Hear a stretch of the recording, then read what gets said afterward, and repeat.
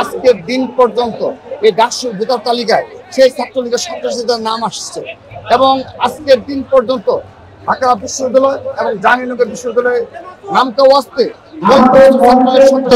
নাম প্রকাশ তালিকা প্রকাশ করেছে জনাব তারেক রহমান। তিনি আজ ছাত্র দলের আমাদের এই লাখো লাখো নেতাকর্মীদের উদ্দেশ্যে দিক নির্দেশনামূলক বক্তব্য রাখবেন এবং তারা এই দিক নির্দেশনা নিয়ে এবং এই বাংলাদেশের যে ষড়যন্ত্র চলমান রয়েছে সেই ষড়যন্ত্রকে মোকাবেলা করার জন্য ছাত্রদলকে আমরা প্রস্তুত রাখবো, সেই বার্তা দেওয়া হবে।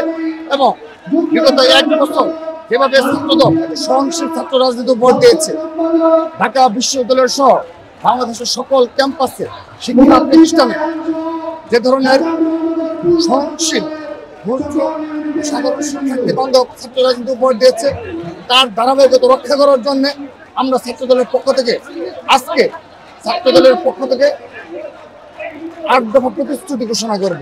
সেই প্রতিশ্রুতি অনুযায়ী আগামী ছাত্র রাজনীতি চলমান থাকবে এবং ক্যাম্পাসগুলিতে সাধারণ শিক্ষার্থীর অধিকার বাস্তবায়নে ছাত্রদল সদা জাগ্রত থাকবে এবং এই বাংলাদেশে যদি আবার কোনো ষড়যন্ত্র হয় সেই ষড়যন্ত্র মোকাবেলা করার জন্য ছাত্রদল প্রস্তুত থাকবে। তার বার্তা দেওয়ার জন্য আজকে আমরা এই ঐতিহাসিক ছাত্র সমাবেশ আয়োজন করছি। এগুলো আমাদের একটু পরে ঘোষণা হবে। সেই আমাদের বাস্তবায়নের জন্যই ছাত্রদল আগামী ছাত্র রাজনীতি চলমান রাখবে, সেই বিষয়গুলো একটু বলতে হবে।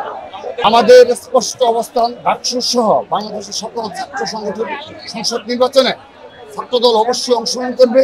কিন্তু এখানে আমরা আজকের এই সমাবেশের মাধ্যমে আমরা একটি বার্তা স্পষ্ট করবো, আবারও বাংলাদেশ দেশে ইতিমধ্যে প্রায় জুলাই আগস্ট গণঅভ্যুত্থানের 1 বছর পূর্তি উপলক্ষে আমরা অনেক অনুষ্ঠান উদযাপন করছি, কিন্তু আজকের দিন পর্যন্ত এই ডাকসুর ভোটার তালিকায় সেই ছাত্রলীগের সন্ত্রাসীদের নাম আসছে এবং আজকের দিন পর্যন্ত ঢাকা বিশ্ববিদ্যালয় এবং জাহাঙ্গীরনগর বিশ্ববিদ্যালয়ের নামটাও আসতে